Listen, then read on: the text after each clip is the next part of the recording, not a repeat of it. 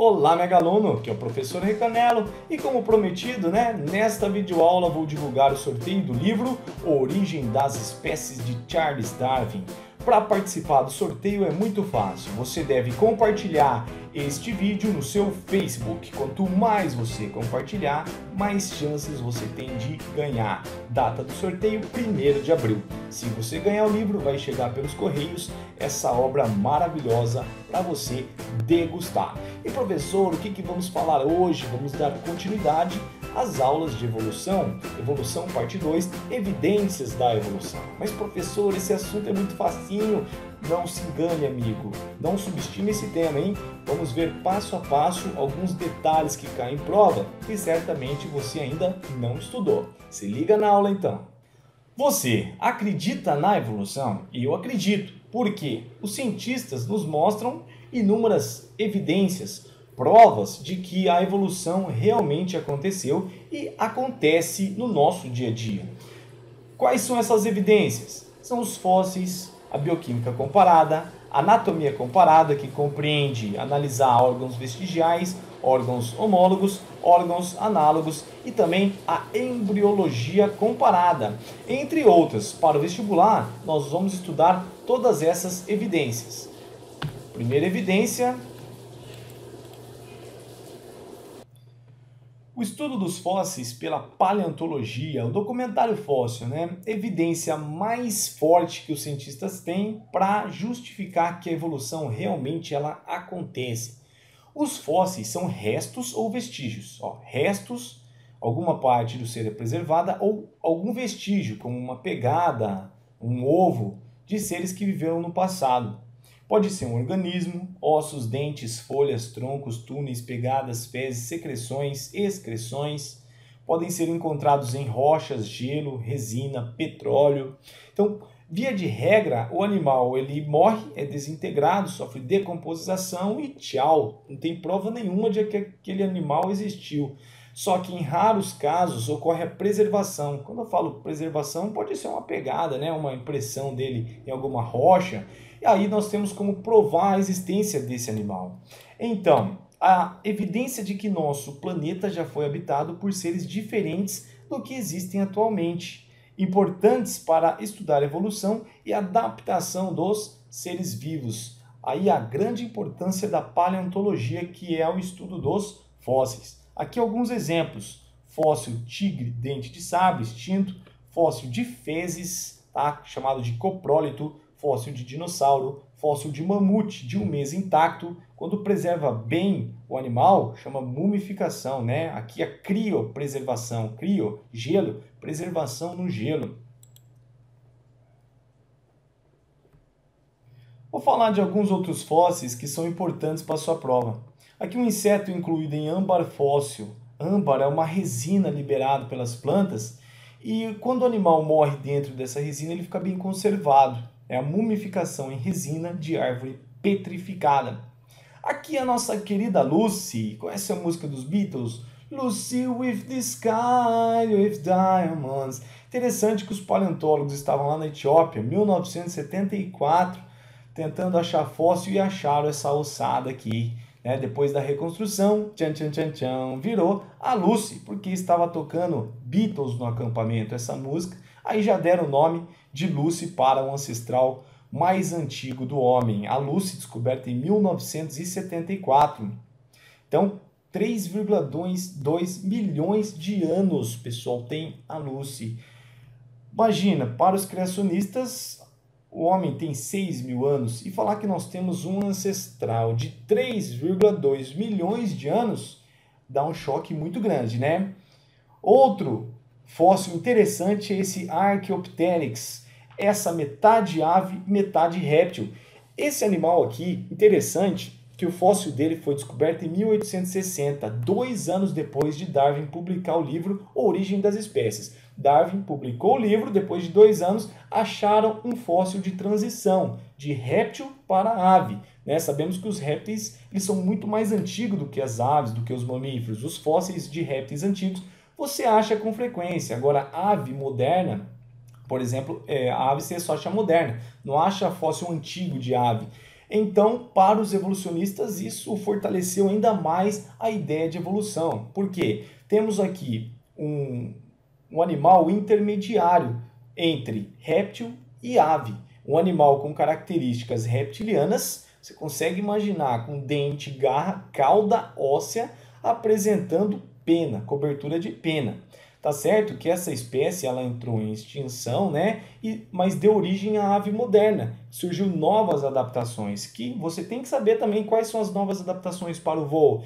Perdeu esses dentes, né? As penas aqui eram muito parecidas com escamas. Essas penas elas foram se adaptando melhor à aerodinâmica também. Juntamente, pessoal, com a perda de alguns órgãos, sabemos que aves não têm, por exemplo, intestino grosso.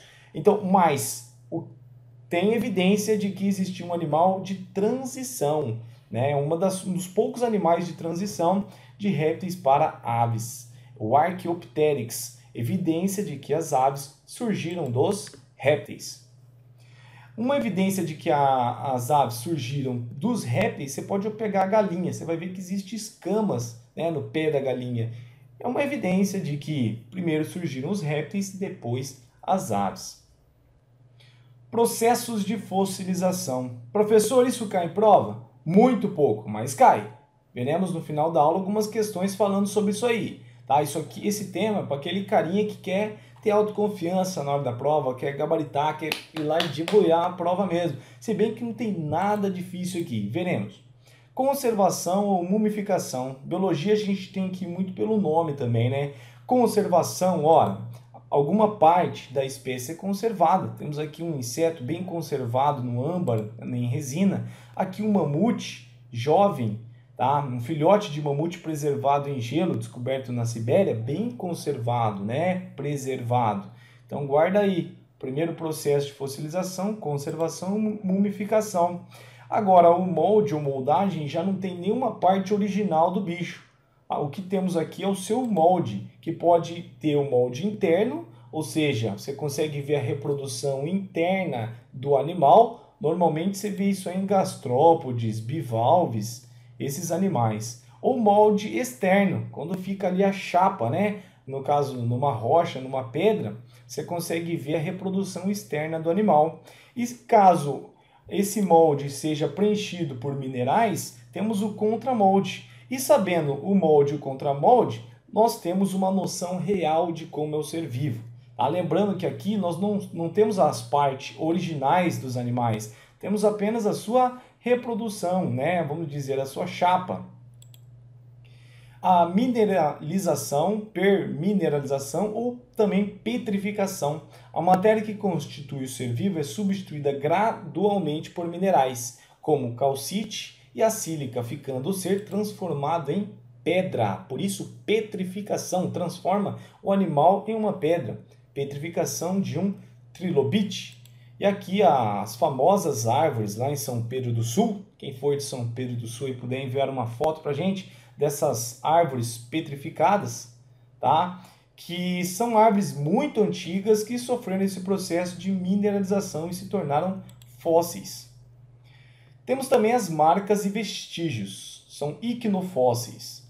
É o tipo de fossilização mais abundante em que permanecem vestígios deixados pelos seres vivos, uma vez que é o mais fácil e simples de ocorrer. Exemplos: pegadas, ovos, excrementos de animais. Temos aqui um ovo de dinossauro, pegadas de dinossauro, pegadas de alguns ancestrais bem antigos nossos. Como saber a idade de um fóssil? Isso é um ponto importante também na paleontologia. Como estimar a idade de um fóssil? Existem duas maneiras: a datação relativa, uma técnica mais antiga, e a datação absoluta, cujo maior exemplo é a aplicação do carbono 14, que vamos ver daqui a pouquinho. Mas antes, vamos entender um processo aqui de formação de camadas. Dinossauro morreu, tá? Morreu, foi levado pela água. A água, como agente modificador do ambiente, leva o quê? Sedimentos. Os sedimentos faz uma espécie de camada em volta desse dinossauro, né? E essa camada de sedimentos, ela vai se compactar, dando origem à rocha sedimentar. Rocha sedimentar. Então é aqui que se encontram os fósseis.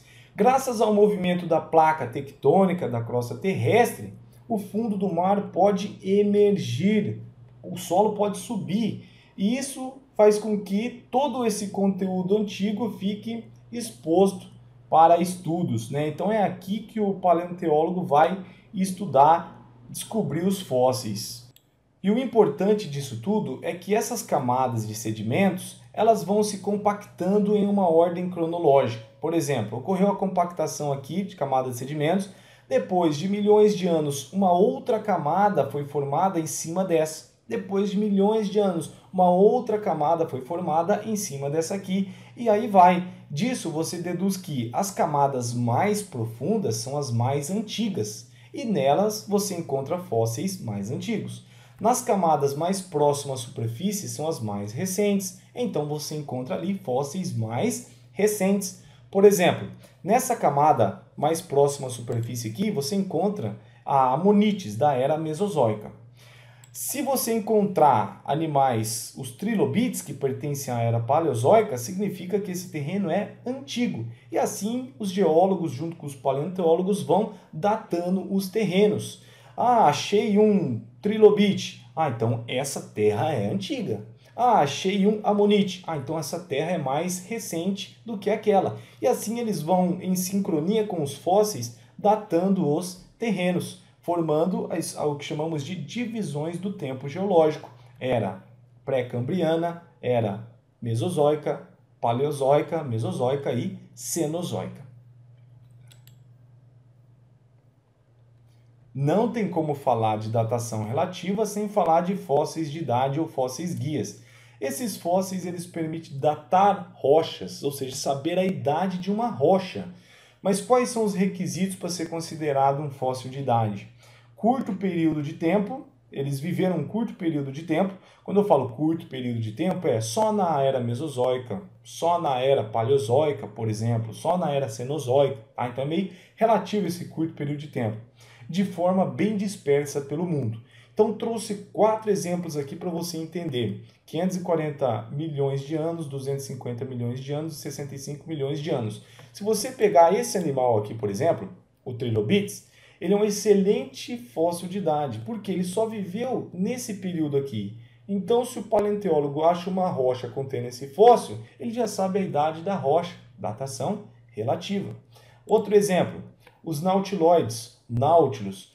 Esse cara, ele é um fóssil vivo, ou seja, ele não é um fóssil de idade. Por quê? Ele percorreu todos esses anos, até hoje aí com a gente, o Nautilus se encontra um animal muito antigo. Então ele é considerado um fóssil vivo, não um fóssil de idade. Tá? Ele não serve para datar uma rocha, por quê? Porque ele viveu desde 540 milhões de anos, ele está presente aí no mundo. Os amonites é um excelente fóssil de idade. Ele só viveu esse período de tempo aqui, né? Então ele é considerado um bom fóssil de idade. Agora a samambaia, por exemplo. A samambaia também é um fóssil vivo. Ela percorreu muitos anos aí, está até hoje com a gente, faz muitos anos que ela está no mundo. Por isso não é um fóssil de idade, mas sim um fóssil vivo. Portanto, quais desses dois servem para datar a rocha, estimar a idade de uma rocha? O fóssil, os trilobites e os amonites. Ok? Estimando a idade de um fóssil, datação absoluta. A datação absoluta ela mede com precisão a idade de um fóssil.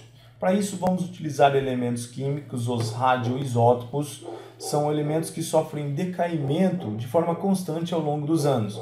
Por exemplo, tem uma amostra aqui, uma rocha com 100 átomos de urânio 238. Depois da sua meia-vida, de uma meia-vida sua, depois de 4,5 bilhões de anos, eu vou ter 50 átomos de urânio nessa amostra. Então isso é o conceito de meia-vida. Se eu multiplicar por 10, dá 45 bilhões de anos. Ou seja, por meio do urânio 238, eu consigo saber que uma determinada rocha tem até 45 bilhões de anos. É muito tempo. O potássio 40, ele decai para argônio 40, meia-vida 1,25 bilhão de anos, datação até 10 meia-vidas, 15 bilhões de anos. E o carbono 14, que é o que mais interessa para a nossa prova, ele decai para nitrogênio, também de massa 14, meia-vida 5.730 anos, e data aí ossos, né, até 50 mil anos. Então você vê que o carbono 14 ele reconhece um fóssil, né, sabe estimar a idade de um fóssil recente, de até 50 mil anos. Mas se eu quiser saber, por exemplo, a idade da Terra, eu não posso utilizar o carbono 14, tenho que utilizar o urânio 238, um outro elemento químico. Hoje sabe que a idade da Terra, em torno de mais ou menos 5 bilhões de anos, né, 4,6 bilhões de anos. Então pegou uma rocha muito antiga encontrada no Canadá e, por meio dessa técnica, descobriu que a Terra tem mais ou menos essa idade. Depois veio o homem da Lua com amostras de rocha também e chegou à mesma conclusão. A Terra tem aproximadamente 5 bilhões de anos. Então a datação radiométrica permite estabelecer com precisão há quanto tempo uma rocha ou um fóssil se formou, sendo um método de datação absoluta. Voltando ao carbono 14, a concentração desse elemento na atmosfera e no ser vivo é muito semelhante no ser vivo. Se estiver morto, a concentração não vai ser a mesma. Então temos o nitrogênio. O nitrogênio vai ser transformado em carbono 14 na presença de raios cósmicos. Esse carbono vai ser assimilado por plantas para fazer a fotossíntese e da planta passa para os outros seres vivos, né? E com a morte do ser, o que acontece? O decaimento novamente para nitrogênio. Okay? Isso acontece de forma constante na natureza. Sabendo disso, vamos à ilustração. Assim que o organismo morre, a concentração de carbono 14 em suas moléculas orgânicas é equivalente à presente na atmosfera. Então, a concentração da atmosfera é semelhante a aqui nesse pedaço de osso, no maxilar. À medida que o tempo passa, a concentração de carbono 14 diminui, pois átomos desse isótopo se desintegram, transformando-se em nitrogênio. Quando o fóssil ainda contém substâncias orgânicas, como a proteína colágeno dos ossos, por exemplo, sua idade absoluta pode ser determinada por meio da concentração de átomos de carbono 14 nele contidos. Por exemplo, nesse exato instante aqui, o paleontólogo vai lá, pega esse pedaço de osso, leva para o laboratório e lá descobre que há 50% de concentração de carbono 14 em relação à atmosfera. A concentração da atmosfera significa 50% é uma meia-vida, né? Significa que esse osso tem 5.730 anos. Vamos a um outro exemplo agora. Acharam 25% de carbono 14 no fóssil de Luzia. Ei, Luzia louca! Homo sapiens mais antigo encontrado nas Américas. Foi encontrado em Belo Horizonte. Utilizando o método de datação absoluta, qual a idade aproximada do fóssil? Bom, isso aqui parece uma questão de química, né? Mas como as questões dos vestibulares estão cada vez mais interdisciplinar, o professor de biologia tem que saber um pouquinho de química também. Então coloca 100% lá na amostra quando a Luzia morreu. Luzia morreu, concentração da atmosfera semelhante à concentração dos seus ossos. Joga uma meia-vida. Meia-vida do carbono 14, 5.730 anos. Isso aqui o exercício vai dar para você esse dado. Meia-vida, pessoal, a amostragem cai a metade. Metade de 100%, 50%. Mais outra meia-vida para chegar até os 25%, né? Então aqui quando a Luzia morreu e aqui quando achou a Luzia. Restou 25% da amostragem. Decorreu 11.460 anos. Então essa aqui é a idade aproximada de Luzia. Enfim, cachorrada parou de latir e agora vamos dar continuidade ao curso, resolvendo algumas questões de vestibular. Considere as afirmações abaixo sobre os fósseis. 1. Partes de organismos são consideradas fósseis somente se encontradas em rochas sedimentares. Errado! Fósseis podem ser encontrados em rochas sedimentares, em resina, em petróleo, tá? No gelo. 2. O processo de fossilização requer condições ambientais específicas, o que contribui para a sua raridade. Correto!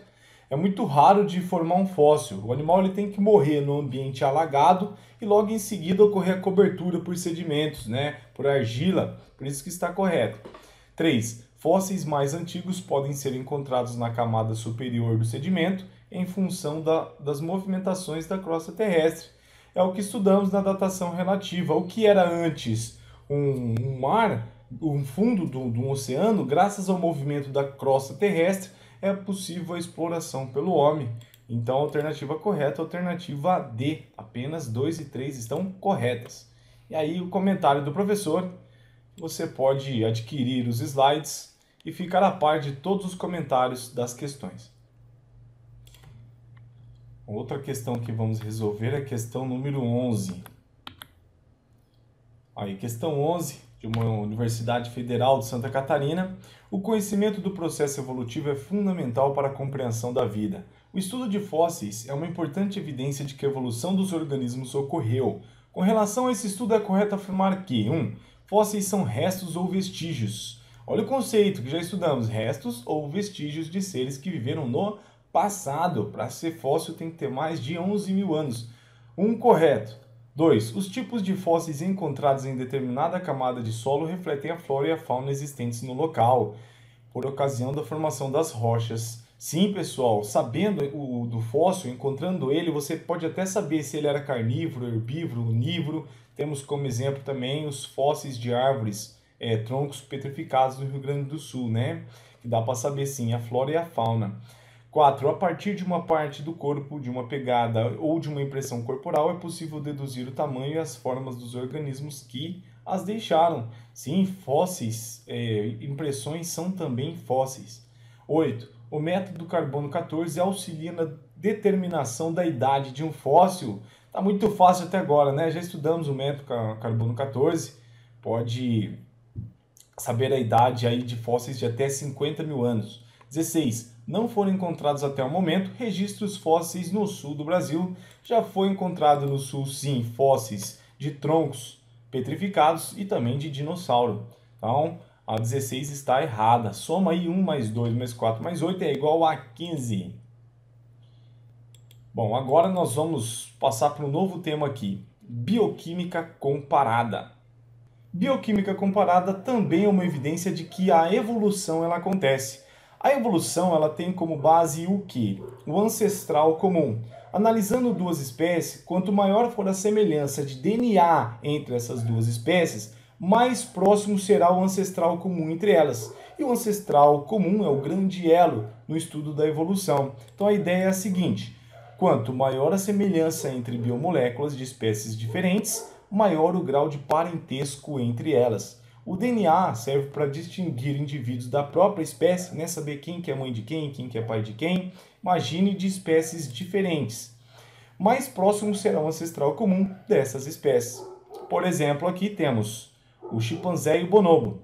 Entre chimpanzés e bonobo, a semelhança no DNA é de 99,6%. Eles são quase irmãos. E o DNA do macaco bonobo é igual aos dos humanos em 98,7%. Você vê que a semelhança é muito grande. Por quê? Porque nós temos um ancestral comum muito próximo, humanos e macacos. Em anatomia comparada, nós vamos estudar os órgãos vestigiais, órgãos homólogos e órgãos análogos. Olha esse nome, órgãos vestigiais. São vestígios, resquícios de órgãos existentes no nosso corpo, geralmente sem função, mas em nossos ancestrais essas funções eram bem evidentes. Por exemplo, o maior exemplo que cai em prova é o apêndice, né? Você pode falar, professor, eu vi uma reportagem que fala que o apêndice tem a função na digestão. Sim, pode ter até uma função, mas não tem uma função muito evidente no nosso corpo. Muitas pessoas têm que fazer a retirada dessa estrutura vermiforme, né? Apendicite. Em ancestrais nossos, essas funções eram mais evidentes. Até em outras espécies, como o coelho, a função enzimática dessa estrutura é indispensável para a espécie. Alô? O cóccix também é um órgão vestigial. São essas últimas vértebras caudal aqui, ó, fundidas, vértebras bem pequenininhas, formam o cóccix. Se você cai de bunda, você pode quebrar esse ossinho e dói demais. Aí você tem que procurar um osteopata, inclusive a minha especialização em osteopatia, ele vai colocar a luva e por trás vai colocar esse ossinho no lugar. Mas cuidado cair de bunda porque a dor é muito grande. Em nossos ancestrais, essa estrutura dava origem à cauda, ao rabo. Hoje perdeu função. Dentes do siso, inclusive esse ano eu tenho que retirar os meus, são também órgãos, vestígios de órgãos. Os nossos ancestrais carnívoros, era indispensável a presença desses dentes poderosos. Hoje, pessoal, com as mudanças dos hábitos alimentares, né, durante milhões de anos, se tornou uma estrutura dispensável. Resquício de costelas, reptilianos, ancestrais nossos, muitas costelas. E hoje sobrou um resquício de costela. O que são essas costelas pequenininhas aqui? Tem tanto na cervical, algumas pessoas têm, outras nem têm mais, tá? E na torácica aqui, esses resquícios de costelas são também evidências que nossos ancestrais tinham essas estruturas bem desenvolvidas. Com a evolução, com as mudanças nas espécies, essas estruturas perderam função. Tem também outros exemplos, pessoas que mexem a orelha, né, o músculo da orelha. Para que serve mexer o músculo da orelha? Em outros animais, essa função é bem importante, como um lobo, por exemplo, hoje não tem função nenhuma. Tem outros exemplos aí que podem ser citados de órgãos vestigiais. Bom, aí você entra no site Megaluno, você pode adquirir aí todo esse material com as questões resolvidas e comentadas. E agora nós vamos prosseguir falando de órgãos homólogos. Homo significa igual, mesmo, semelhante. Então, órgãos homólogos, eles têm a mesma origem embrionária ou semelhante. Podem ou não exercer as mesmas funções. Isso aqui é evidência de ancestral comum. Professor, não entendi nada. Mas sem exemplo você não entende mesmo, carinha. Então vamos ao exemplo. Aqui o braço e mão humanos, nós vamos fazer uma anatomia comparada com outras espécies, com a nadadeira de golfinho, com asa de morcego e asa de ave. Olha só, a estrutura de um braço, húmero, rádio, una. Húmero, rádio, una. Olha só no morcego, húmero, rádio, una. Húmero, rádio, una. Por que essas estruturas são tão semelhantes? Porque eles possuem a mesma origem embrionária. Né? Golfinho é mamífero, morcego é mamífero, nós somos mamíferos e ave é ave. Só que as aves estão aqui com os mamíferos na escala evolutiva. Por isso, esses animais eles possuem a mesma origem embrionária. Agora, e as funções? Podem ou não ser iguais. Nós utilizamos membros anteriores aqui para escrever, como está na ilustração. Os golfinhos para nadar, morcego para voar e ave para também voar. Então, exercem funções diferentes. Isso aqui sugere, pessoal, que a ideia do ancestral comum. Então, tinha aqui um ancestral comum e esse ancestral sofreu o processo de irradiação adaptativa. Um foi para a água, outro para a savana, outro para a floresta e acabou ocorrendo o processo de especiação. A mesma ideia da aula anterior, dos tentilhões de Darwin. Cada um foi para uma ilha e cada um acabou adquirindo uma característica diferente. Processo chamado especiação. Né? Então, a irradiação adaptativa tem essa ideia de ancestral comum, então sugere o quê? Órgãos homólogos. Como diferentes ambientes exercem seleções naturais distintas, o ambiente que está um determinado indivíduo desse ancestral sofre uma pressão, um processo seletivo diferente daquele outro que está numa outra região do mundo. Teremos uma diversificação das espécies em regiões diferentes, processo chamado especiação. Então você vai lembrar assim, órgãos homólogos, eles realizam funções diferentes, pode realizar as mesmas funções também, né? O caso aqui do morcego e da ave. Isso sugere o que, pessoal? Divergência evolutiva. Para o vestibular, nós vamos tratar irradiação adaptativa como divergência evolutiva. Então, você sempre vai lembrar órgãos homólogos, você vai associar com irradiação adaptativa ou com divergência evolutiva. Órgãos análogos são órgãos de origem embrionárias diferentes, mas que possuem as mesmas funções, sempre com as mesmas funções. Ao exemplo, em A, um golfinho é um mamífero. Ictiosauro, esse aqui é um réptil. Peixe ósseo, réptil extinto. C, peixe ósseo. E D, um pinguim. Pinguim é uma ave. Ou seja, são animais de origem embrionárias bem distintas, né? Um é réptil, outro é ave, outro é mamífero. Só que eles possuem o mesmo corpito, eles possuem a mesma forma hidrodinâmica. Isso sugere um outro fenômeno, a evolução convergência ou convergência adaptativa.